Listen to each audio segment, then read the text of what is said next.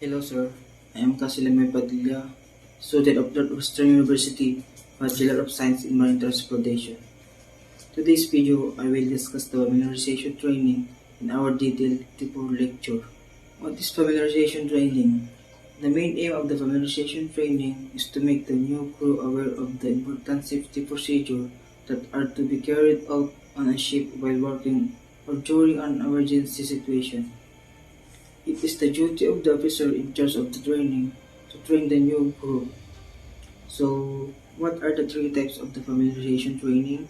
Number one, the basic safety familiarization. Basic safety familiarization gives information and instruction about what to do in the case of an emergency before being assigned to shipboard duties. All persons employed are engaged on seagoing ship other than passenger shall receive approved familiarization training in personal survival technique or receive sufficient information and instruction taking account of the guidance given in Part B to be able to communicate with other persons on board on elementary safety matters and understand safety information symbols, signs, and alarm signals. What should you do if a person falls overboard, fire or smoke is detected, or the fire or abundant ship alarm is sounded?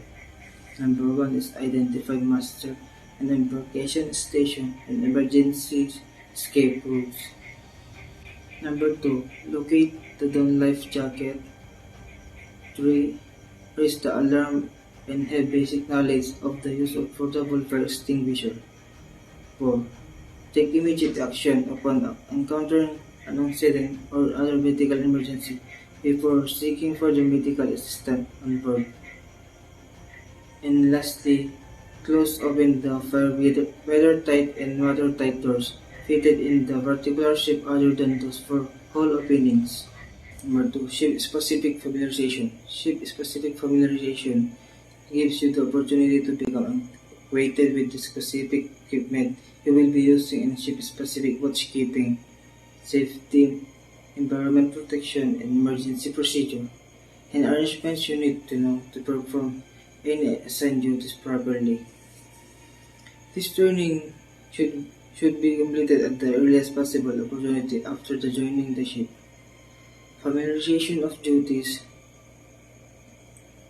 It is a normal procedure on board ship that the new crew member will be given familiarization of his/her duties by the person who is being relieved. The familiarization training will include number one, duties to be performed by the new crew member. Number two, specific equipment to be operated and maintained.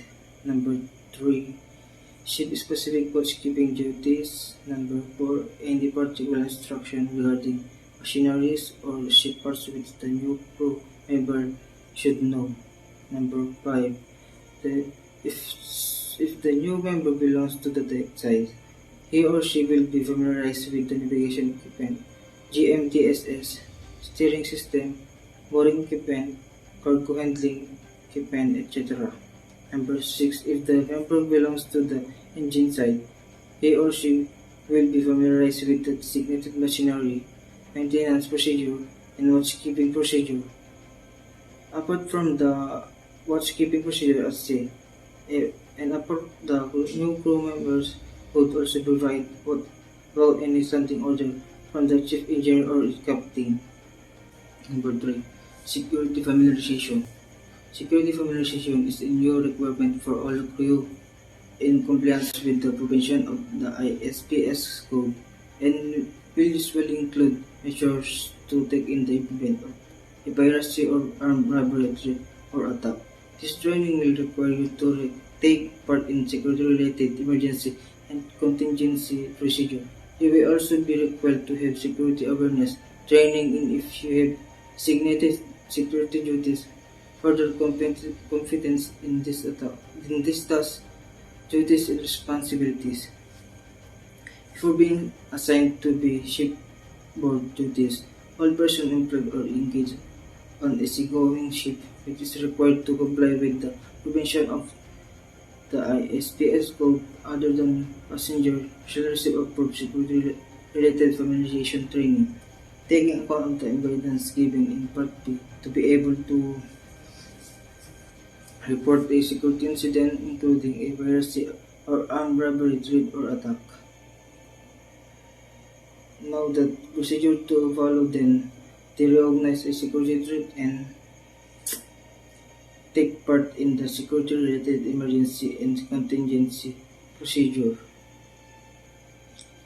Seafarer with designated security duties engaged or employed on a seagoing ship shall be, before being assigned such duties, receive security-related familiarization training in their assigned duties and responsibilities, taking into account the guidance given in Part B. A security-related familiarization training shall be conducted by the ship security officer or an equally qualified person. Seafarer employed or engaged in any capacity on board a ship which is required to comply with the provision of the ISPS Code on the business of the ship as part of the ship complement without designated security duties shall, before being assigned to any shipboard duties, receive appropriate approved training or instruction in security awareness as set out in Table A-V1/6-1. Be required to provide evidence of having achieved the required standard of competence to undertake the task, duties, and responsibilities listed in column 1 of Table A-V1/6-V1 by demonstration of competence in accordance with the methods and the criteria or evaluation competence tabulated in column 3 and 4 of Table A-V1/6-1 by examination or continuous assessment as part of the approved training program in the subject listed column 2 of Table A-V1/6-V1. Transitional prevention until 1 January 2040. Seafarers who commence an approved seagoing service prior on the date of entry to enforce this section shall be able to stabilize that they meet the requirement of paragraph 4 by approved seagoing service as shipboard personnel for a period of at least 6 months in total during the procedure 3 years, or having performed security functions considered to be equivalent to seagoing service required in paragraph 5.1 or passing an approved test or successfully completing approved training. Thank you, sir.